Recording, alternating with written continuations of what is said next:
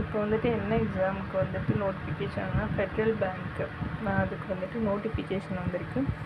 அது வந்துட்டு எப்போன்னா ஆகஸ்ட் 25லேருந்து ஸ்டார்ட் ஆகிருக்கு. ஆகஸ்ட் 25லேருந்து லாஸ்ட் டேட் எப்போன்னா 3rd செப்டம்பர். அதுதான் இது லாஸ்ட் டேட்டு. இது எக்ஸாம் எப்போ நடக்கும் அப்படின்னா 21 செப்டம்பர் வந்துட்டு நடக்கும். இதில் வந்துட்டு ஏதாவது ஒரு டிகிரி இது பண்ணியிருந்தால் ஓகே. அது வந்து 50% கண்டிப்பாக வந்துட்டு அவங்க ஸ்கோர் பண்ணியிருக்கணும். அது எப்படின்னா அது இப்போ ப்ராசஸாக இருக்கணும். அதாவது 10th 12th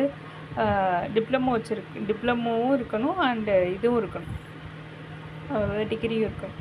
இது மாதிரி இந்த ஆர்டரில் இருக்கணும். ஆனால் கண்டிப்பாக அவங்க தான் 50% இது வச்சுருக்கணும், சிஜிபிஎல் வச்சுருக்கணும். ஏஜ் வந்துட்டு 27க்கு கீழே இருக்கக்கூடாது, 27க்கு மேலே இருக்கக்கூடாது.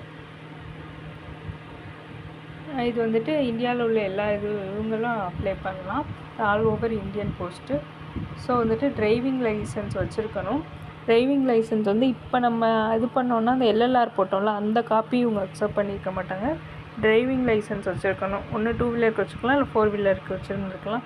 2 ப்ராசஸ் தான் நடக்கும். ஒன்று வந்துட்டு ஃபஸ்ட்டு ஆப்டிடியூடு, அதுக்கப்புறம் இது பர்சனாலிட்டி. அவ்வளோதான். இதெல்லாம் அந்த அப்ளிகேஷன் எப்படி ரிஜிஸ்டர் பண்ணுறது அந்த டீட்டெயில்ஸ் இதில் கொடுத்துருக்காங்க. அது எப்படின்னா இந்த அதாவது ஆப்டிடியூட் கொஷின்ஸ் இருக்குல்ல, அதை வந்துட்டு எப்படி ஸ்ப்ளிட் பண்ணி கொடுத்துருக்காங்க அப்படின்னா அதான் வந்துட்டு இந்த இது கொடுத்துருக்காங்க. ஃபஸ்ட்டு வந்து சேல்ஸ் ஆப்டிடியூடில் 10 மார்க்ஸு, லாஜிக்கல் ரீசனிங்கில் 10 மார்க்ஸு, கம்ப்யூட்டர் அவேர்னஸில் 10 மார்க்ஸு, இங்கிலீஷ் ப்ரொஃபிஷியன்சியில் 10 மார்க்ஸு, ஜென்ரல் நாலேஜில் 10 மார்க்ஸ், ஆக மொத்தம் 50 மார்க்ஸுக்கு வந்துட்டு இதாகும். ஸோ இதுக்கப்புறம் இந்த இன்ஸ்ட்ரக்ஷன்லாம் எப்படி அப்படிங்கிறத கொடுத்துருக்காங்க. தேங்க்யூ.